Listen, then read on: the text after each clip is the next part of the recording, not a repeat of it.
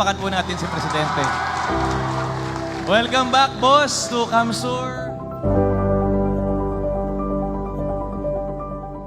Nakikita naman po ninyo, full force ang lahat ng mga kagawaran at institusyon ng gobyerno ngayon. At mula sa pagbibigay ng tulong medikal at pangkalusugan, pinansyal, pangkabuhayan at pang-edukasyon.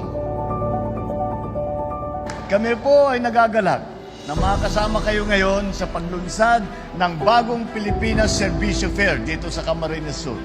Kasabay din po nating nagdiriwang sa araw na ito ang mga tiga Ilocos Norte, tiga Davao del Oro at Leyte dahil kasalukuyan din sila at nagsasagawa sa kanilang mga lalawigan ang bagong Pilipinas Servicio Fair tulad nito.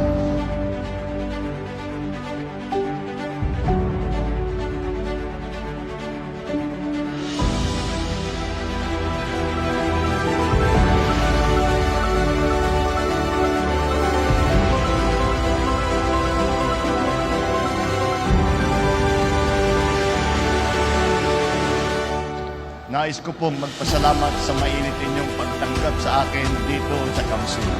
Asahan po ninyo na patuloy naming pagbubutihin ang aming paglilingkod sa bayan. Iisa po ang ating hangarin na maisulong ang bagong Pilipinas na maipagmamalaki nating ipamana sa ating mga anak at sa mga susunod na henerasyon.